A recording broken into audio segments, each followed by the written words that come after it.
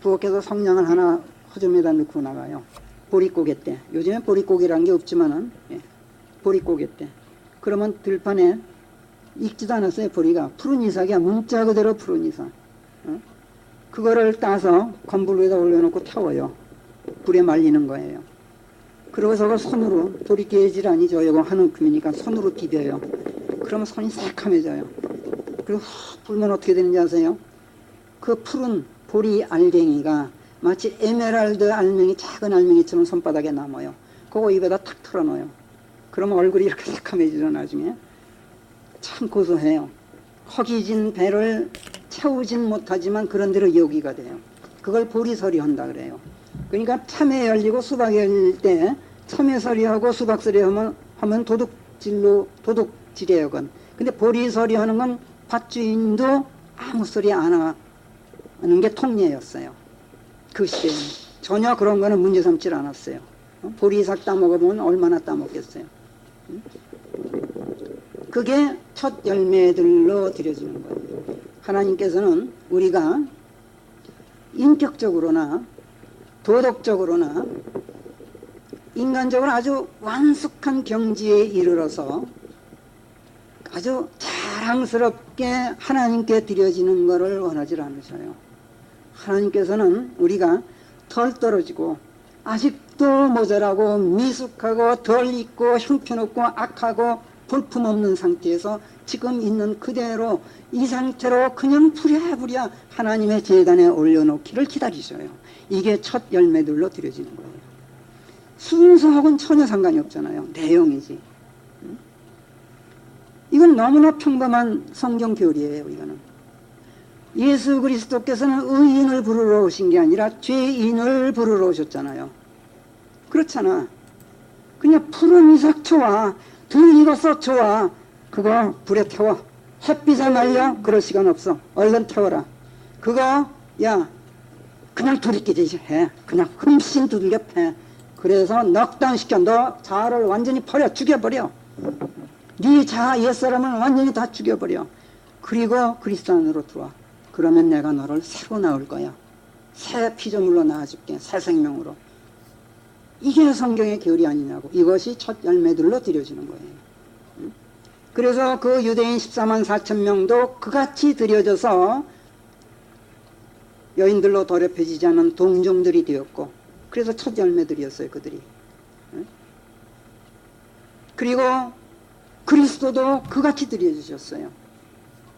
인간으로 오셔서 하나님께서 죄가 되게 하시고 벌받은 자가 되게 하셨어요. 예수님을. 당신의 아들을. 그러니까 나보다도 더 많은 죄를 짊어지고 계셨고, 나보다도 더, 왜냐 온 인류의 벌을 한 몸에 지셨으니 아주 막말로 해서 형편없는 인간이 됐다고. 예수님께서 그 상태로 하나님께서 만들어 놓으셨어요. 그런 상태로 드려지셨어요. 화목제물로. 원래 음식제물이 화목제물입니다. 그래서 첫 열매들로 드려주셨어요. 우리도 그같이 드려져서 우리도 첫 열매들이에요. 스데파나의 집안 식구들도 그렇게 드려져서 아카야 출신으로 첫 열매들이 됐어요. 에파네토도 그렇게 드려져서 첫 열매들이었어요. 아카야에. 이해되세요 이제? 충분히 이해되시죠? 첫 열매들. 그러니까 누구든지 정말 내가 하나님의 자녀가 되려면 죽어야 돼요. 내가 아주 돌이깨질 당해서 넉다운되고 불에 완전히 태워져야 돼요. 그리고 그리스도 안에서 내가 다시 태어나야 된단 말이에요. 새 생명을. 이게 구원 아니에요. 그게 침례 아니에요. 그리스도의 죽으심 안으로 내가 침례되어 들어가서 그분과 함께 장사까지 지내지고, 그리고 계속 십자가에 달려있어 내가 그리스도와 함께. 그게 침례 아니에요. 그게 구원 아니에요. 그렇게 드려지는 것, 그것이 첫 열매들로 드려지는 거예요. 근데 종교는 뭐라고 가르쳐요? 인격을 길러라, 품성을 길러라, 너를 완전케 해라. 그리고 그것을 하나님께 드려라. 세상에 잘 익은 곡식으로 내가 하나님께 드려지려면 이 세상에서 구원받을 사람이 단 하나도 없어요. 근데 한 킹은 뭐라고 그랬어요? 잘 익은 뭐라고 됐어요? 한번 읽어봐 거기. 2장 14절에서. 잘 익은 이삭. 어디가 잘 익은 이삭이야? 거꾸로란 말이야, 지금. 그게 전혀 성경의 그 참 진리를 발견하지 못했을 때 그런 오류가 나온단 말이에요.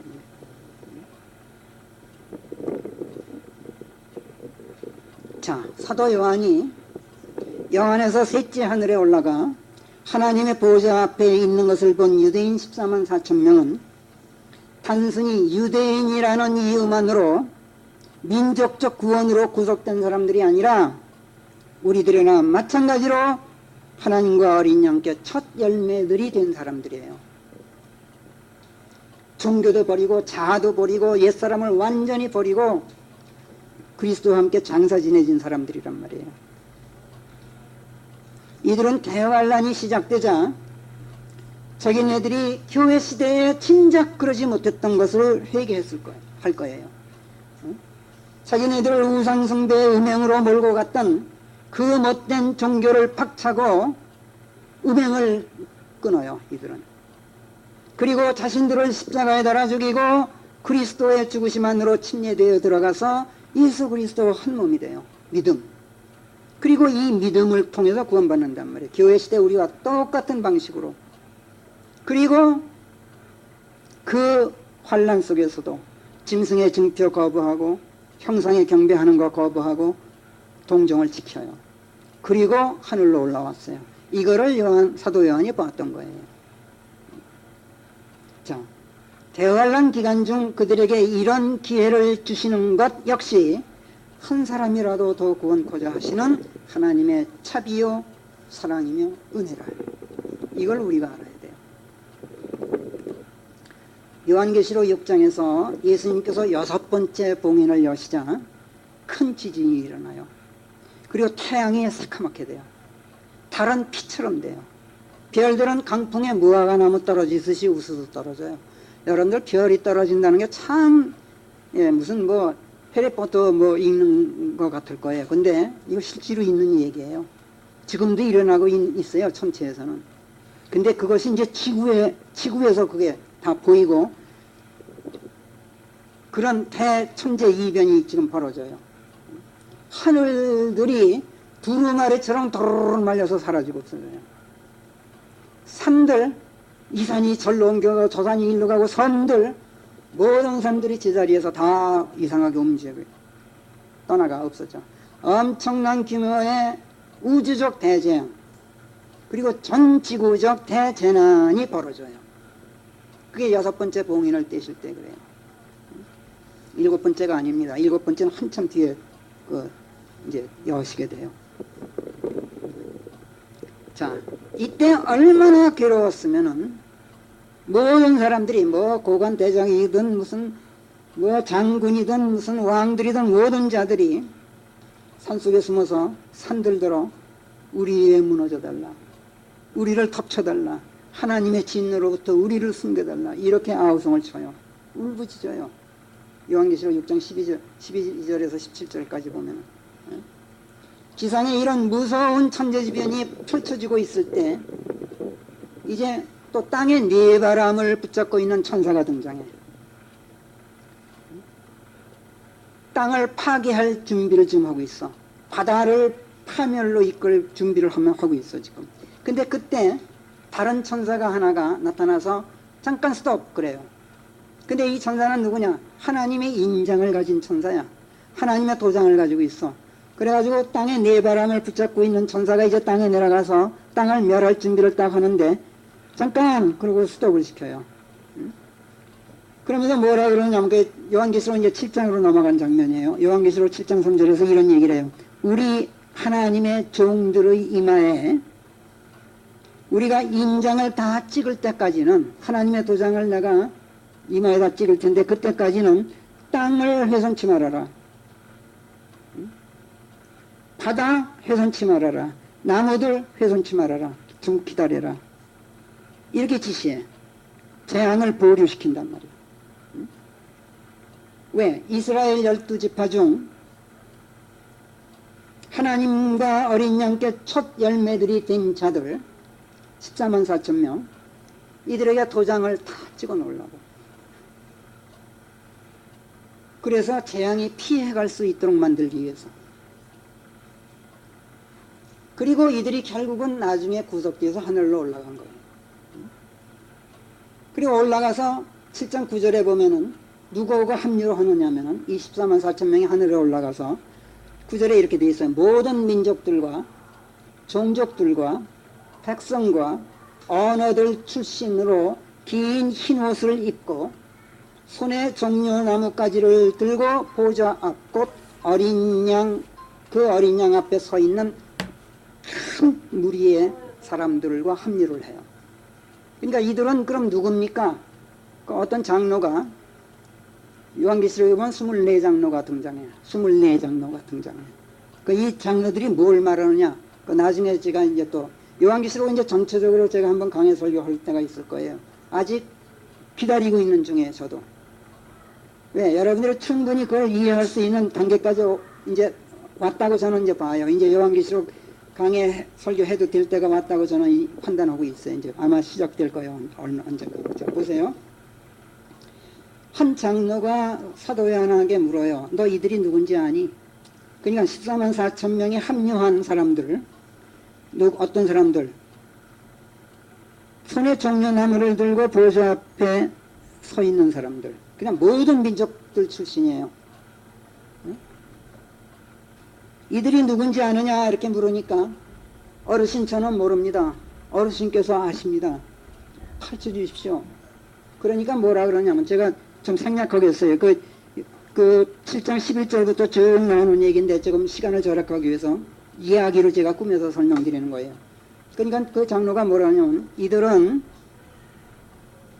대환란에서 나온 자들이다 이렇게 설명을 해줘요. 그러니까 우리들이 아니야 지금.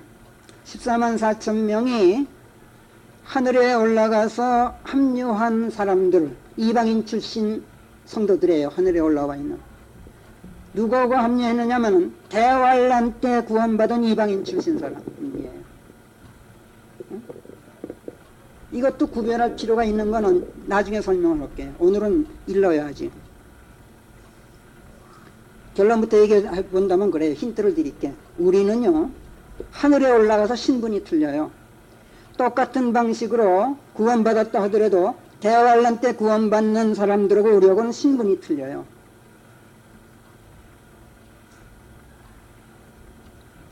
지금 유대인 14만 4천 명은 하늘에 올라오기라도 했죠. 또 그들이 합류한 대환란 때 구원받은 이방인 출신 성도들도 하늘에 올라와 있어요. 근데 그 뒤에 또 구원받는 사람들이 있어요. 죽을 고생을 하면서 끝까지 고집스럽게 복음에 거부하고 있다가 결국은 포도주 틀에 던져지는 자들이 또 구원받아요. 이들은 하늘에 올라오지도 못한 채 그냥 천년왕국으로 들어가. 그 사람들하고 또 신분이 틀려요. 층층시야예요. 지금 우리는 천년왕국에서 통치자들입니다. 그리스도와 함께 통치하는 사람들이에요. 그렇기 때문에 신분이 틀려요. 우리는 킹스예요. 왕들이에요. 그리고 제사장들이에요. 전혀 신분이 틀려요. 그래서 우리에게 지금 이 교회 시대의 길이를 연장해서까지 오래 참으시면서 우리한테 시간을 주시는 의미를 여러분들이 정말 깨닫지 않으면 여러분들 엄청 손해를 보게 돼요. 여러분들을 킹으로 지금 만들고 계신 거라고 지금. 전혀 다른 신분으로 만들고 계시단 말이야. 자, 좋아요. 대환란 시대에도 유대인들의 민족적 구원 그런 거 잊어버리라는 얘기가 그런 데서 나오는 건데 이방인 출신들도 유대인 14만 4천 명보다 먼저 올라가 있어. 구원받고 대환란 시대에.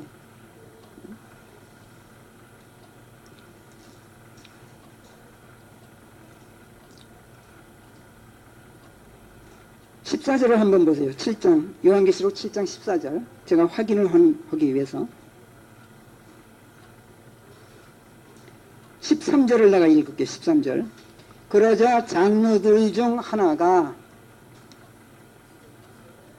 이에 대해 내게 말하기를 긴 흰옷을 차려입은 이들이 어떤 사람들이냐 또 그들이 어디서 왔느냐 하였느니라. 그리하여 내가 그에게 말하기를 어르신이여 당신께서 하시나이다 하였느니라. 그러자 그가 내게 말하기를 이들은 대환란에서 나온 사람들이요. 확실해졌죠 이제. 그러니까 교회 시대 때 구원받은 성도들이 아니야. 어린 양의 피로 자신들의 옷을 빨고 자신들을 희게 한 사람들이니라. 그러니까 뭐예요? 우리하고 똑같은 방식으로 구원받았다는 얘기예요. 대환란 시대 때. 그래서 그들이 하나님의 보좌 앞에 있는 것이요 그들의 성전에서 밤낮으로 그분을 섬기고 있느니라. 그리하여 보좌에 앉아 계신 분께서는 그들 가운데 사시리라. 그들이 더는 굶주리지 않을 것이요 목마르지도 않을 것이며 태양빛이 그들 위에 내려지지도 않을 것이며 어떤 열기도 내려지지 아니하리라. 이는 보좌 한가운데 앉으신 어린 양께서 그들을 먹이실 것이요 살아있는 물들이 샘솟는 우물들로 그들을 인도하실 것입니다. 하나님께서 그들의 눈에서 눈물을 말끔히 닦아주시리라 하였느니라. 이 구절들을 여러분들 잘 기억날 거예요. 우리는 이제 하나님께서 우리 눈물을 닦아주실 것이다. 지금 여기서 얘기하는 대환란 성도들이에요. 우리들은 그 이상이에요. 지금 대환란 때 죽을 고생을 하면서 구원받은 사람들을 놓고 얘기하는 구절인데 우리들한테 적용시킬 수도 있겠죠, 영적으로. 근데 우리들은 이미 거기서 넘어서 있는 사람들이에요. 그러니까 그걸 구별을 못하는 거예요, 이 주석자들이. 이들을 보통 성경에서 이 주석자들은 또 환난 성도들이라 그래. 그런데 이 말도 어폐가 있어요. 환난 성도들 그러면 대개 뭘 얘기하느냐면 유대인 14만 4천 명을 제외한 이방인 출신 성도들을 대환란 때 구원받은 사람들을 환난 성도들이라 그래요. 그 사람들이. 그렇다면 유대인 14만 4천 명은 도매권으로 거저 구원받은 사람들이고 뭐 이런 식이 돼버려. 그리고 환난 성도들은 그들 말대로 하면 믿음과 행위로 구원받은 사람들이고 또 다른 계급이 돼버려. 이거 엉망진창이야. 환난 성도들 하면은 유대인 14만 4천 명이든 이방인 출신 모든 민족들 모든 언어 모든 종족들 출신이든 또는 하늘에 올라오지도 못한 채 대환란이 끝나갈 무렵 요한계시록 19장에서 포도즙 틀에 던져져서 겨우 구원받는 그 육신은 들판에 널브러진 채 새들이 와서 쪼아먹게 되는 자들, 그리고 그냥 겨우겨우 구원받고 천년의 왕국으로 들어가는 자들도 환난 성도들이란 말이에요. 예수님께서는 환난 성도들, 천년 왕국 시대의 백성을, 천년 왕국 시대에 우리와 함께 다스릴 백성을 대환란 시대 말기에 미리 준비해 두셔요. 그들은 하늘에 올라가지도 못한 채 대환란으로 그냥 넘어가서 우리 통치를 받게 돼요. 예수님의 통치를 받게 된단 말이에요. 여러분들 아시잖아요. 그러면 그들이 천년 왕국 백성이에요. 그 왕국 백성이 구원받은 사람이겠어요? 구원받지 못한 사람이겠어요?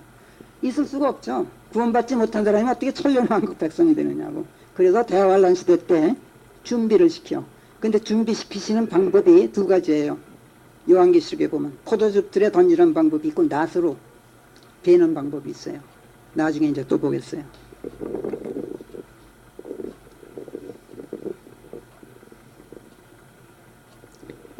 이렇게 대환란 시대 때 유대인 14만 4천 명이든 이방인 출신들이든 어떤 방식이든 구원받는 환난 성도들이 있다는 것은 대환란 시대에도 복음이 전파된다는 것을 알 수가 있어요.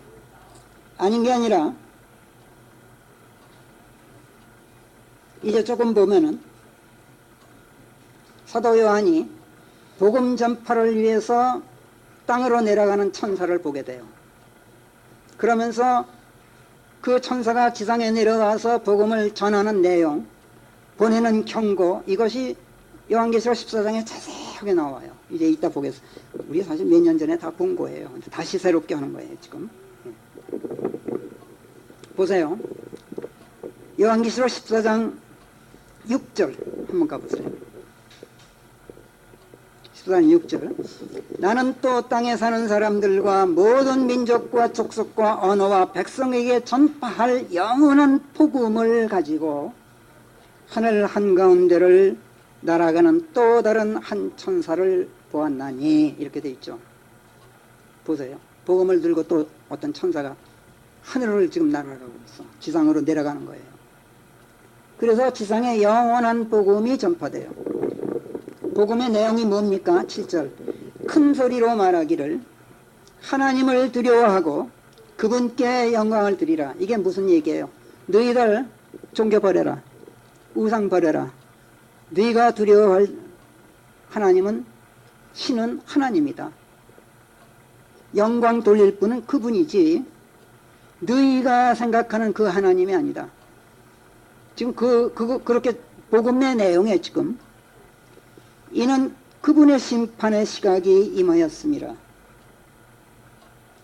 사실 엄밀하게 여러분들이 정밀하게 요한계시록을 읽다 보면은 이걸 알게 돼요. 하나님의 심판, 하나님께 끝까지 파멸당하는 세력이 누구라고 생각하세요? 하나님의 징벌로 멸망당하는 사람들이 누구라고 생각하세요? 그냥 사탄의 세력, 이렇게 쉽게들 설명하는데 맞아요. 사탄의 세력이에요. 그런데요, 사실은 종교인들이에요. 요한계시록을 그렇게 초점을 맞추고 한번 읽어보면 여러분들이 매우 새로운 것들을 많이 습득하게 될 거예요. 사실은 전쟁이 종교와의 전쟁이에요. 지금 요한계시록에서 벌어지는 하나님의 복수가. 보세요. 8절을 보시면 이제 그게 본격적으로 나타나요. 8절에 뭐라 그랬어요? 그러자 또 다른 천사가 뒤따라 말하기를, 이제 복음이 전파된 뒤에 또 천사가 경고를 보내는데, 바빌론이 무너졌도다. 그 큰 도성이 무너졌도다. 이거를 러크만 형제는 무슨 로마 가톨릭을 얘기하는데, 로마 가톨릭만이 아니에요.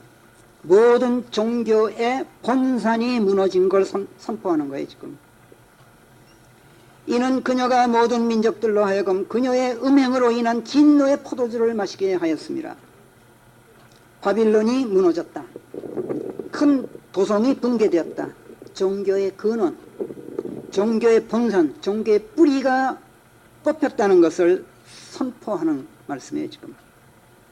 그리고 아직도 종교의 미련을 갖고 있는 자들에게 미망에서 깨어날 것을 촉구하는 말씀이에요. 지금 대환란 시대 때 어떤 이들은 여기서 큰 도성 바빌론을 로마 가톨릭 종교를 말한다고 해석하고, 그렇게 해석해도 좋을 만한 근거가 성경에 아주 없는 건 아니에요. 왜? 그 큰 도성은 7산 위에 앉아 있다. 7산, 그러면 로마에 제가 직접 가서 7산을 확인해 봤어요. 7 언덕이 있어요. 로마에. 그러니까 그렇게 볼 수 있어요. 그런데 기독교라는 이름의 종교가 뭐예요? 로마 가톨릭 아니에요. 개신교는 거기서 나온 거고, 로마 가톨릭이야말로 기독교라는 이름의 종교의 원흉이고, 개신교는 거기서 살짝 빠져나왔을 뿐이에요. 똑같은 한 통속이라고.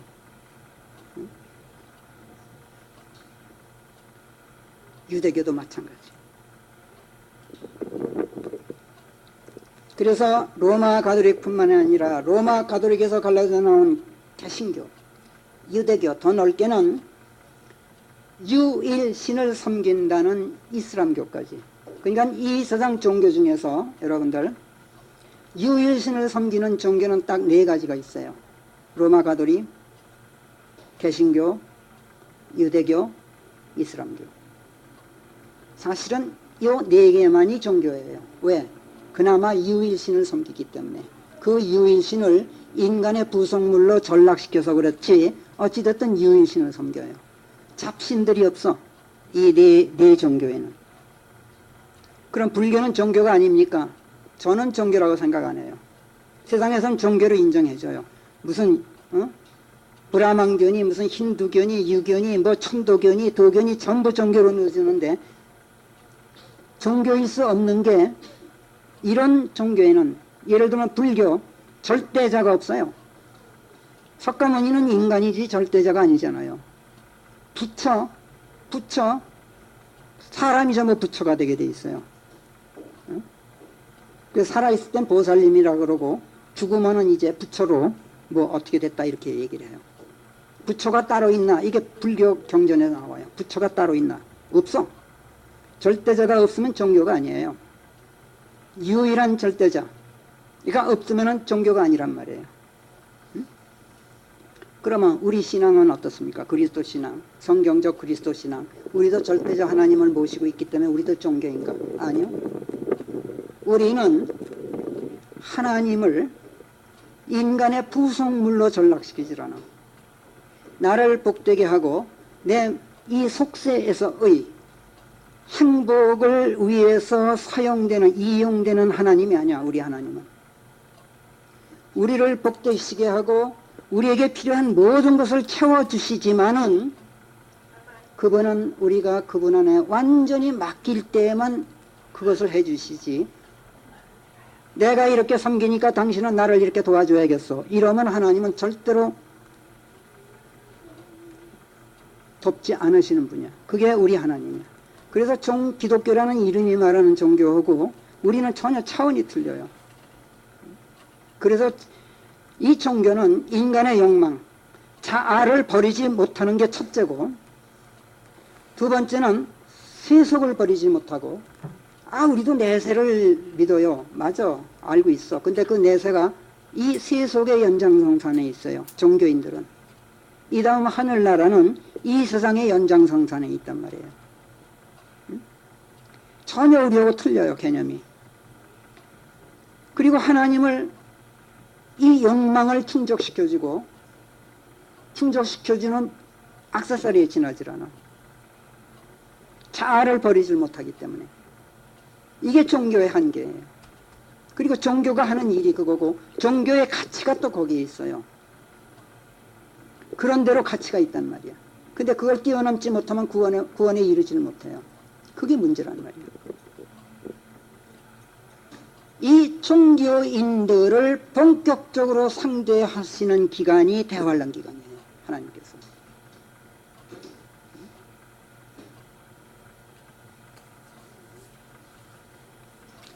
그것을 하나님께서 미리 선포하시면서 바빌론은 무너졌다. 그 큰 도성은 무너졌다. 그러니 이제 성경의 하나님을 두려워해라. 그분께 영광을 돌려라. 그렇지 않으면 너희도 하나님의 심판 모면하지 못한다. 이렇게 경고를 보내고 또 복음을 전하는데, 대환란 시대의 복음 전파는 지금하고 조금 틀린 게 복음의 내용보다 경고의 내용이 훨씬 많아요. 그건 왜 그러냐? 복음, 너희들 교회 시대 때 귀가 따갑게 들었지 않느냐? 그런 의미예요. 그런데도 너희들 고집스럽게 복음에 순종하지 않다가 지금 대환란에 들어왔는데, 이제 마지막 그 찬스야 지금. 그러니까 자연히 복음의 내용보다는, 복음의 내용은 너무나 잘 알고 있어 지금 이 사람들이. 교회 시대에서 넘어온 사람들이기 때문에. 근데 이 사람들한테 필요한 건 이게 마지막 경고야. 그래서 요한계시록에서의 복음 전파는 복음이라기보다도 경고예요. 굉장히 으스스해요. 그걸 우리가 이해해야 된단 말이에요. 9절 보세요. 14장 9절입니다.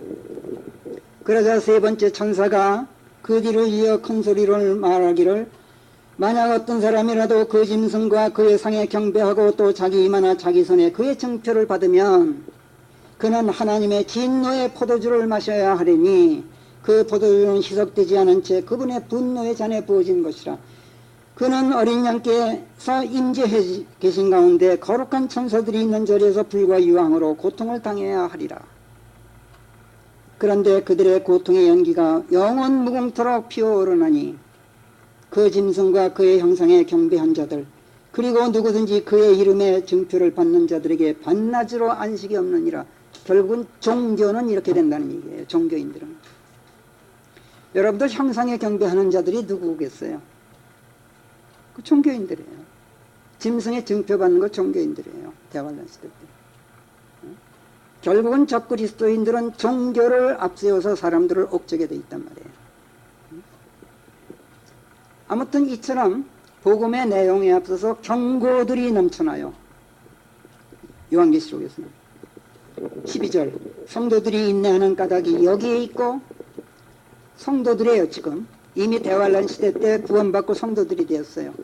끝까지 동정을 잃지 않으려고 버텨야 돼요. 중도에 쓰러지면 안 돼. 그래서 인내하는 까닭이 여기에 있단 말이야. 하나님의 계명들을 지키고 말씀에 순종한단 말이에요. 예수님의 믿음을 지키는 자들, 예수님의 믿음이에요. 우리 성경에서는 전부 예수님을 믿는 믿음 이렇게 고쳐놨지만, 예수님의 믿음, 예수님께서 우리와 한 몸 되어주신 것, 그것을 지킨단 말이에요. 13절 하늘에서 들려오는 한 음성이 내게 말씀하는 것을 내가 또 들었나니 이르기를 쓰라. 이제로부터 주 안에서 죽는 자들의 복이 있도다. 자, 주 안에서 죽는다는 말은 두 가지 의미가 있습니다. 두 가지 케이스가 있어요. 하나는 지금 구원받고 재림 이전에 죽어서 땅에 묻힌 것도 그리스도 안에서 죽은 거예요. 그러니까 그리스도인들이 죽으면 주 안에서 죽은 자들이에요. 주 안에 잠든 자들이란 말이에요. 재림 때 다 일어나지만, 또 하나는 지금 이 구절에선 그 의미지만, 또 하나는 뭐냐, 그리스도인들은 전부 주 안에서 죽은 자들이에요. 왜? 자아를 그리스도의 죽으심 안으로 침례시켜버렸기 때문에 그리스도 안에서 전부 죽은 자들이에요. 그리스도 안에서 죽기 때문에 믿음이 형성되었고 그리스도와 한 몸이 되었고, 그 믿음을 통해서 구원받게 되잖아요. 한 몸이 되었기 때문에 구원받는단 말이에요. 그리스도 안에서. 그래서 우리는 전부 주 안에서 죽은 자들이에요. 지금 요한계시록 14장에서 말하는 주 안에서 죽은 자들은 복이 있다. 그 말은 너희들 다 내놔라. 자아를 다 내놔. 죽여버려 너희 자신을. 그 다음에 요한계시록 19장으로 넘어가면 너희들 안 죽을 거야? 진짜 안 죽을 거야? 그때 낫을 대세요. 그리고 포도즙 틀에 던져놓으셔요. 그때는 강압적으로 자아를 버리게 하셔요. 끈질기게 고집스러운 자들, 그래도 결국은 구원받아. 그들이. 그러니까 그때까지 목숨이라도 부지하고 있는 사람들은 복이 있는 사람들이에요. 포도즙 틀에 던져져서라도 구원받으니까. 그 전에 그거 견디지 못하고 죽은 사람들만 불쌍해요. 지금 이 시대에 구원받지 못하고 죽은 사람들도 불쌍하지만, 이제 마지막 찬스인 대환란 기간에까지 와서도 포도즙 틀에마저도 던져지지 못한 자들이 두 부류가 있어. 하나는 사탄과 사탄의 거짓 선지자. 얘들은 포도즙 틀에 던져지질 않아요. 왜? 그 애들은 구원의 대상이 아니에요. 그 애들은 어디로 갑니까? 불과 유황이 타는 불못으로 던져져요. 어떻게? 산채로 던져져요. 그러니까 포도즙 틀에 던져지는 자들은 복 있는 자들이에요. 왜? 구원받아요. 그런데 괴롭죠. 여러분들 포도즙 틀에 들어가서 눈가려지는 거 한번 생각해 보세요. 그 고통을 견뎌야 돼요. 거쳐야 돼요. 왜? 하나님의 은혜로 이 시대에 기쁘게 구원받을 수가 있는데, 왜 죽도록 고생하면서 끝까지 버티다가 하늘에 올라가지도 못한 채 구원받더라도 왜 그런 구원을 받느냐고. 그러나 구원만이라도 받으면 얼마나 다행이냐고. 그것도 못 받고 먼저 죽는 자들, 병 앓고 죽든 지진 때문에 죽든 무슨 불에 타 죽든 어찌됐든 환란 시대 환란 속에서 죽는 사람들, 참 불쌍한 사람들이야. 마지막 찬스마저도 잃어. 그러니까 끝까지 견디는 자가 그래도 복이 있는 거야. 왜? 포도즙 틀이라도 던져지니까. 포도즙 틀을 여러분들이 새로 재조명하셔야 돼요. 지금까지 포도즙 틀 하면 뭐예요? 하나님께서 복수하시는 진노의 포도즙 틀. 맞아요. 진노의 포도즙 틀이에요. 왜 진노야? 옛사람에 대한 진노예요. 지난날 우상숭배했던, 복음을 거부했던, 하나님에 대항했던 그 못된 내 옛사람에 대한 진노, 그것을 포도즙 틀에 던져놓는 거예요. 완전히 묵사발 만들어버려. 내 옛사람을. 강압적으로. 그래야 내 혼이 구원받거든. 구원받은 이 혼이 천년 왕국 들어가서 왕국 백성이 될 때 어떤 육신으로 갈아입혀지는지 이건 성경에서 언급하지 않기 때문에 저도 모르겠어요. 어찌됐든 거기에 대해서는 언급이 없어요. 그러나 구원받은 이 대환란 시대 때 이렇게 구원받은 자들이 천년 왕국 백성이 된다는 걸 여러분들이 새로 인식하세요. 이 역시 하나님의 자비요 사랑이에요. 이렇게 한 사람이라도 더 구원코자 하시는 하나님의 사랑 때문에, 이 오래 참으심 때문에 이 시대가 길어지고 있고, 모르겠어요. 이 시대가 어찌됐든 정해져 있지 않고 길이가, 그 정해진 때의 길이가 비정이란 말이에요. 그러니까 그 때와 그 시각도 알 수가 없게 돼 있어요. 주 안에서 죽는 자들이라는 말씀의 의미를 여러분들이 새롭게 인식하기 바랍니다. 그 다음에 요한계시록 19장에 한번, 아까 지금 포도즙들 얘기를 했으니까 그 증거로 19장으로 한번 넘어가 보세요. 오늘 시간이 될런지 모르겠다. 긴 테프인데. 자, 19장 15절을 먼저 보겠어요. 15절하고 21절을 보겠는데 우선 15절을 보겠어요. 그리고 그분의 입에서 날카로운 칼이 나오나니 그분께서 그것으로 민족들을 치시기 위함이니라. 그분께서 철장으로 그들을 다스리시리라. 참 이상하죠? 지금 이 구절들을 전부 모든 주석자들이 뭐냐면, 봐라, 구원받지 못한 하나님께 대항했던 민족들 전부 말살당한다. 그런데 철장으로 어떻게 다스려? 말살시켜버렸는데. 철장으로 다스리시는 것은 천년왕국 시대의 얘기예요. 그리고 입에서 나오는 칼로 치시는 것은 대환란 시대라고 지금. 그러니까 대환란 시대 때 19장에서 천년왕국 백성을 준비시키신다고 칼로 치셔요. 그리고 구원시켜서 대환란으로 끌고 들어가신다고. 근데 뭘로 치시느냐? 하나님의 입에서 나오는 날카로운 칼, 성령의 칼, 하나님의 말씀, 그러니까 복음이란 말이에요. 복음으로 죽이셔요. 우리도 복음에 죽었어요. 하나님의 말씀 앞에 우리를 내놨잖아요. 그리고 말씀 안에서 말씀이 씨가 되어서 우리가 새 피조물로 태어났잖아요. 우리와 똑같은 방식이에요. 그런데 다른 점이 있다는 것은 우리는 하나님의 사랑 안에서, 이들은 하나님의 진노 안에서 강압적으로, 이것만 다를 뿐이에요. 포도즙 틀은 물론 하나님의 징벌과 응징수단이에요. 하나님의 징벌이고 하나님의 응징수단이에요. 그러나 영원한 파멸을 목적으로 하는 도구가 아니에요.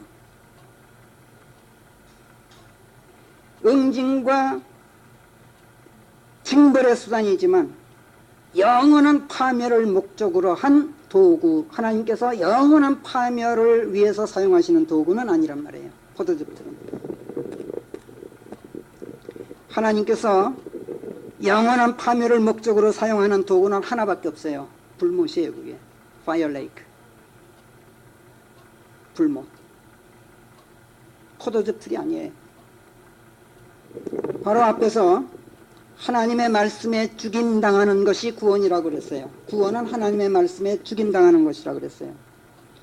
자, 이때 하나님의 말씀은 내가 죄인이라는 것을 지적했고, 그렇기 때문에 나는 죽을 수밖에 없다는 것을 상기시켜 줬어요. 우리 구원이 그랬잖아요. 그리고 나는 죽어도 싼 죄인입니다 하고 고백시켰어요. 하나님의 말씀이. 마음으로부터 시인케 하고 고백하고 통회할 수 있게 이끌어줬어요. 그 말씀. 그리고 그리스도 안으로 들어가서 그분의 죽으심 안으로 우리가 침례되었고, 그분 안에서 지금까지의 내 옛사람을 이겨 죽여요. 아주 말살시켜버려요. 이것이 내 옛사람에 대한 하나님의 응징이에요. 이것이 포도즙 틀이에요. 그러니까 우리가 들어가서 나를 죽여버린 그 그리스도는 포도즙 틀이었어요. 사실은 대환란 시대로 비견하면. 그러나 대환란 시대에는 강압적으로 던져지는 포도즙 틀이고, 이 시대의 그리스도는 강압적이 아니라 내 하나님의 사랑을 받아들인 내 자유의지로 들어간 거예요. 전혀 성격이 틀려요. 그러니까 그 시대에 구원받는 성도들과 우리들과는 격이 틀려요. 그런 점에서.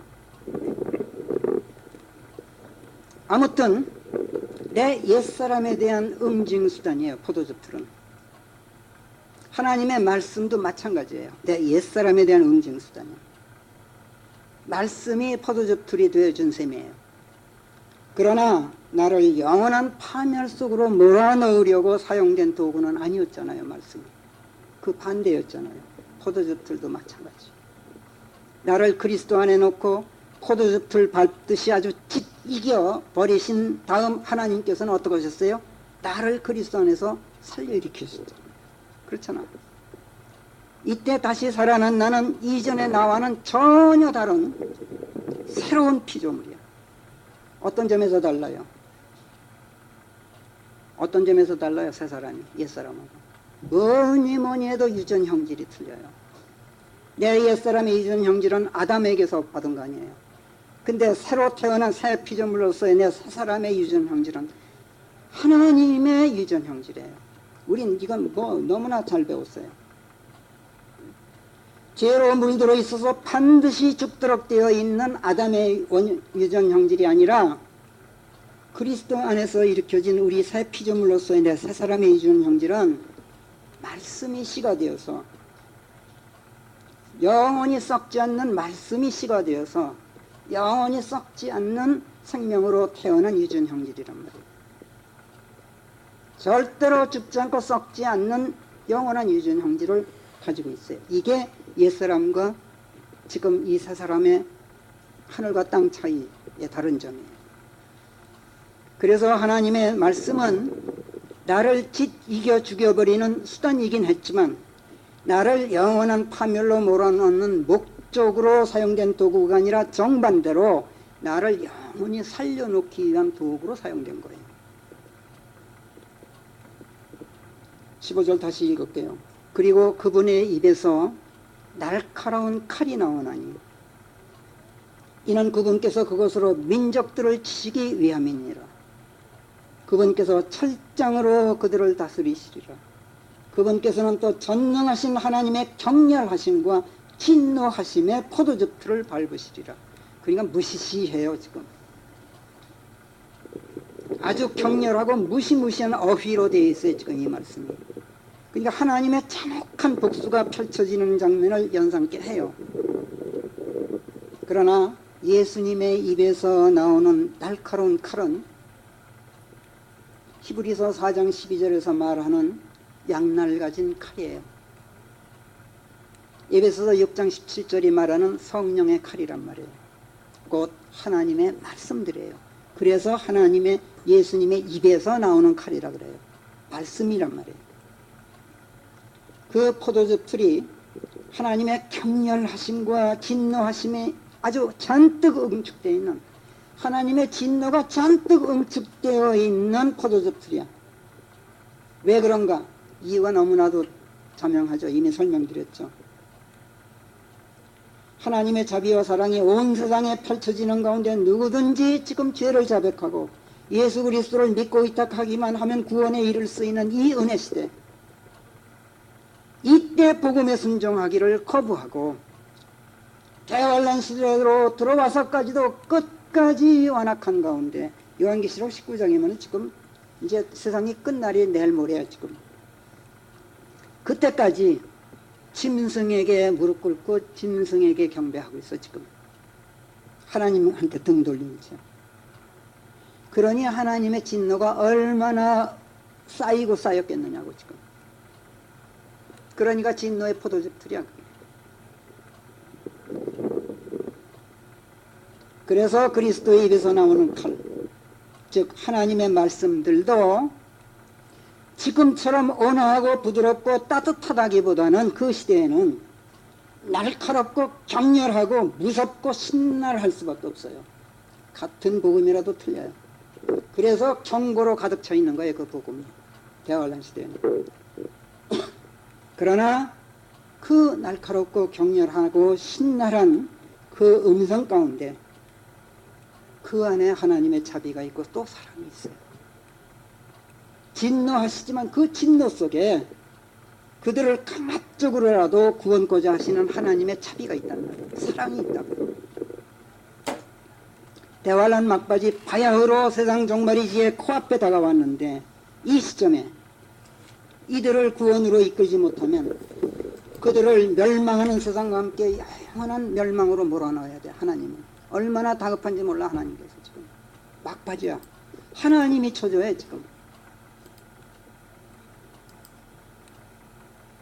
그러니까 포도즙 틀에 던져놓고 이겨서라도 그들에게서 포도즙을 짜내야만 돼 지금. 하나님께서 이렇게 해서 결국 이들은 그리스도께서 천년왕국에서 철장으로 통치하실 백성으로 태어나게 돼요. 그러라고 당신의 입에서 나오는 칼, 하나님의 말씀들로 그들을 치시는 거예요. 말씀들로 죽이신단 말이에요. 말씀에 죽임당하는 게 곧 구원이라 그랬죠. 우리가 그런 사람들이라 그랬죠. 철장으로 다스려지던 죽장으로 다스려지던 천년왕국에서 그리스도의 통치로 다스려질 민족들이라면 그들은 당연히 구원받은 사람이어야 해요. 왕국 백성이에요 지금. 천년왕국은 하나님의 왕국이 지상에 펼쳐지는 문자 그대로 하늘의 왕국이에요. 천년왕국은. 그러니까 그 백성은 당연히 구원받은 사람들이어야 돼요. 어떤 방식이었든 간에. 그 백성을 대환란 막바지에 준비해 놓고 계신 장면이 요한계시록 19장이에요. 그 백성을 우리가 그리스도와 함께 통치한다고 성경은 예고하고 있어요. 디모데후서 2장 11절 12절. 그분과 함께 다스릴 것이다. 그분과 함께 더불어 통치할 것이다. 요한계시록 20장 6절에서도 첫 번째 부활에 참여한 자는 복되고 거룩하니라. 그들에게는 두 번째 죽음이 아무런 권세를 갖지 못하나니 그들은 오직 하나님의 제사장 곧 그리스도의 제사장들이 되어 제사장들이 되어 그분과 함께 천년 동안 통치하시리라. 우리는 제사장이면서 왕들이에요.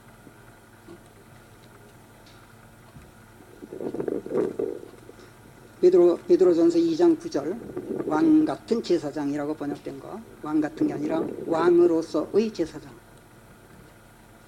계시록 1장 6절에서도 나오고 20장 4절에서도 나오는 여러 군데서 나오는 말씀이에요. 그리스도와 함께 천년왕국에서 민족들을 통치하는 계급이에요 우리는. 그리고 통치받는 백성이 누구라는 건 이미 설명드렸어요. 19절로 한번 가보세요. 21절인데 19절부터 읽어야만 맥이 통해요. 내가 또 보니 그 짐승과 땅의 왕들과 그들의 군대들이 그 말 위에 앉으신 분에게 대적하고 그리스도께 대적하고 또 그분의 군대에 대적하여 우리들에게 대적해요. 우리는 예수 그리스도와 함께 하늘에서 같이 내려오죠. 땅을 평정하러 지금 내려와요. 전쟁하려고 집합해 있었느니라. 지금 그리스도의 군대예요 지금. 20절. 그런데 그 짐승이 붙잡히고 적그리스도가 붙잡혀요. 사탄. 그 앞에서 기적들을 일으키던 그 거짓 선지자가 그러니까 사탄이 잡히고 사탄의 육신으로 나타난 그 적그리스도가 붙잡혀. 그 자는 짐승의 표를 받았던 자들과 그의 형상에 경배하던 자들을 그 기적들을 가지고 미혹하던 자였느니라. 그러니까 사탄과 적그리스도죠. 이들 둘이 다 같이 유황이 타는 불못에, 포도즙들이 아닙니다. 불못에 산채로, 얘들은 죽이지도 않아요 하나님께서. 왜? 영원한 불못에서 영원한 고통 가운데 있게 하시려고 죽이지도 않으신다고. 죽으면 편하게. 21절 이제 그 핵심이에요. 그리고 남은 자들은 자 누구예요, 이 남은 자들이? 그리스도께 대적했던 군대의 남은 자들이에요. 사탄과 거짓 선지자인 적그리스도는 불못에 던져줬어요. 그리고 그 추종 세력들의 지금 참 이거 주의해서 읽어야 됩니다. 그 남은 자들은 그 만류에 앉으신 분의 칼에 죽임당하였으니, 그 칼이 무슨 칼? 그분의 입에서 나오는 칼이에요. 지금 그 칼은 그분의 입에서 발하여 나온 것이었느니라 그렇잖아요. 하나님의 말씀이었다고. 이들이 하나님의 말씀으로 얻어 터져요. 그러니까 뭐예요? 구원받는다는 얘기예요. 그러자 모든 새들이 그들의 살을 배불리 먹었느니라. 잔치 벌렸으니까 와서 먹으라고 하나님께서 새들을 부르시죠. 요한계시록에서 와서 뜯어 먹으라고. 무슨 살? 옛사람의 살. 아주 포도즙 틀에 친 이기듯이 아주 말살시켜버려요, 옛사람을. 이들이 대환란 시대 막바지까지 하나님께 대적하고 우리에게 대적했던 자들인데, 이들도 구원하신다고 하나님께서. 만인 구원론이 아닙니다. 그거하고 여러분들 구별하셔야 돼요. 마지막 순간까지 단 한 사람이라도 더 구원코자 하시는 하나님의 자비를 우리가 읽어야 돼요. 여기서 아주 고집스럽게 마귀 세력을 추종하면서 그 고통스러운 재앙들 속에서도 그야말로 산들더러 우리 위로 무너져 덮쳐라, 하나님의 진노로부터 우리를 숨겨달라고 이렇게 애걸복걸하면서도 회개는 않고 도리어 하나님의 이름과 하나님의 성막과 그분의 사람들, 우리들에게 모독을 자행했던 자들. 요한계시록 13장 6절을 외우면 이들은 재난의 고통 속에서 너무 괴로워서 죽기를 갈구하는데 어떻게 하는지 아세요? 성경에서 죽음이 도망치더라. 그들에게서 너무 괴로워서, 사탄을 따르면서도 너무 괴로워서 죽기를 갈구하는데 죽음이 플레이 해버려, 도망가버려 이들로부터. 왜 그럴까요? 하나님께서 안 죽여 이들을. 참 하나님 대단한 양반이야. 안 죽여요. 죽음이 도망가게 만들어. 왜? 말씀의 칼로 죽이려고. 재앙으로 죽이는 게 아니라 말씀의 칼로 죽이려고. 그들의 옛사람을 포도즙 틀에 던져 넣으려고. 그래서 아주 진이겨 버리시려고. 그래서 그들을 천년왕국으로 데리고 가시려고. 그래서 이들은 대환란 막바지에 가서 사탄과 적그리스도가 패망함과 함께 천신만고 모든 고난을 다 겪은 뒤에 겨우 강압적인 방식으로 그리스도의 강압적인 힘에 눌려서 아주 힘겹게 복음을 받아들이게 됩니다. 참으로 완악한 자들이죠. 억지로 구원받은 거야. 그래도 구원받았으니 얼마나 다행이냐고. 그렇기 때문에 이들은 천년 왕국에 들어가서도 철장으로 다스려져야 돼. 완악한 자들이야. 그래서 철장으로 다스리는 거예요. 누가? 우리가. 그렇지 않으면 다스리기 힘든 자들이야. 하늘에 올라가 본 경험도 없어, 이 사람들은. 아무튼 구원이라도 받았어. 다시 말씀드리지만 그 기회마저 놓치고 미리 죽은 사람들이 얼마나 딱하냐고. 지금 성령께서 대환란 시대의 이야기를 지금 우리들에게 하시는 이유가 여기 있어요. 대환란에 들어가지도 않는 우리들, 대환란하고는 아무 상관도 없는 사람들에게 왜 대환란 이 얘기를 계속 들려주시느냐. 사복음서에서부터 이렇게 구원이라도 받으면 천만다행이지만 고생할 망정. 그 기회도 놓치고 네 새끼가 지금 죽는다면, 네 남편, 네 아내가 지금 병 앓다 죽어버린다면 구원도 못 받고, 네 부모, 네 자식들, 네 형제들이, 네 이웃이 그렇다면 얼마나 통탄할 일이냐. 그거 깨닫게 하려고. 너만 구원받았으면 됐니? 너만 올라가면 그만이야? 그건 아니죠. 그래서 우리한테 계속 이 이야기를 들려주고 계신 거예요. 가까이는 네 새끼부터 건져, 네 처자식도부터 건져, 부모 건져내, 네 이웃도 데리고 가.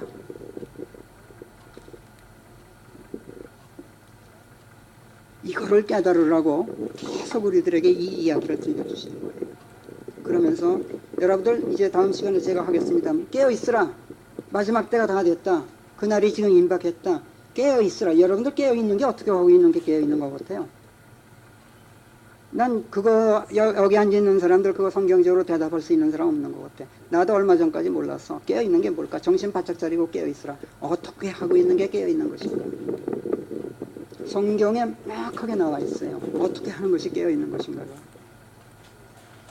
잠자지 않는 게 뭔가.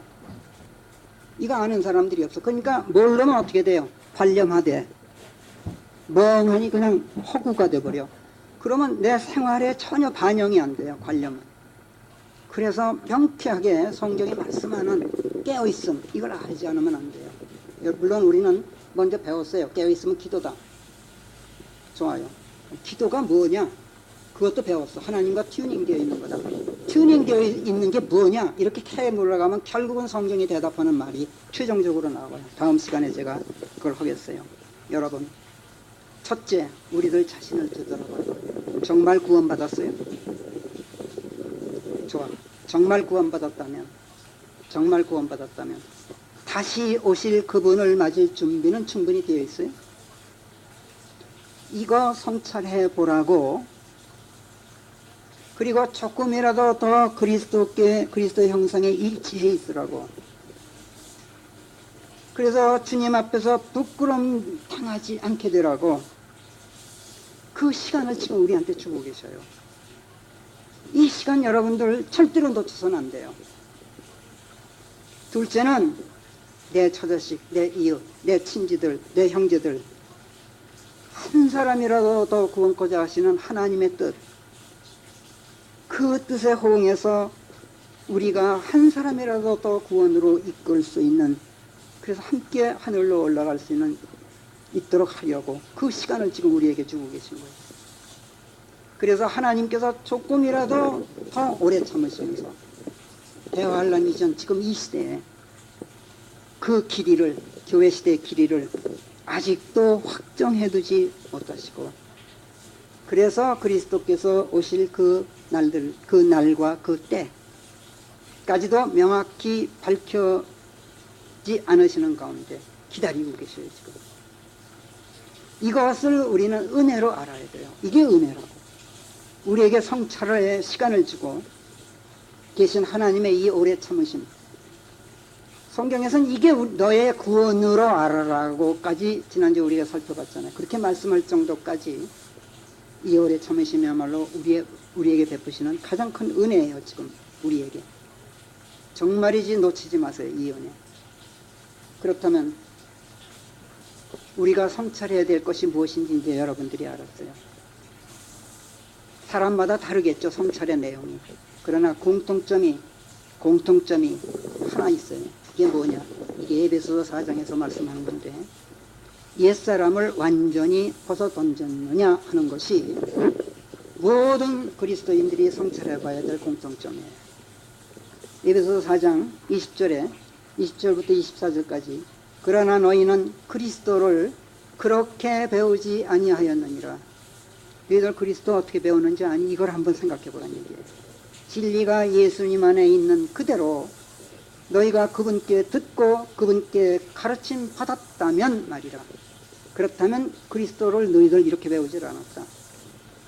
어떻게? 그럼 어떻게 배우느냐? 그것은 과거의 행실에 젖어 있는 너희가 기만적인 정욕들대로 사는 바람에 썩어버린 그 옛사람을 벗어 던지고 너희 생각의 영 안에서 새로워지라는 것이요. 새 사람이 됐다 그러면서 영이 새로워지질 않았어. 그 결과 의와 참된 거룩함 안에서, 의와 참된 거룩함 안에서 완전히 하나님께 드려진 상태에서, 의인은 패역에서 완전히 벗어난 하나님의 길을 걸으면서, 이런 뜻이죠. 하나님을 따라 창조된 새 사람을 입으라는 것이라 가르침이었느니라. 그러니까 우리가 배운 가르침은 옛사람을 버리고 새 사람을 입어라. 이것이 우리가 그리스도께로부터 배운 것이다. 이거를 성찰해 보라고 지금 우리에게 시간을 주고 계시고 대화란 이야기를 계속하고 계신 거예요.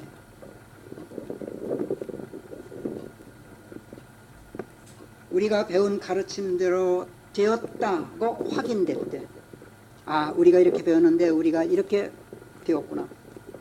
아니, 배운 대로, 최소한 배운 대로 되어야겠다고 노력만이라도 하고 있는 나 자신을 발견하게 되었을 때, 그때 내 처자식, 내 이웃, 내 형제들에게 또 복음을 전할 수 있는 여력이 생겨요. 그때 비로소 여유가 생겨요. 하나님의 오래 참으심을 감사하면서 바로 이것을 헛되이 말자. 기도하겠습니다. 오늘 오신 하나님, 말씀을 주시고 말씀으로 저희들을 죽이시고 말씀 안에서 저희를 새로 낳으셔서 아버지의 자녀들이 되게 하신 은혜,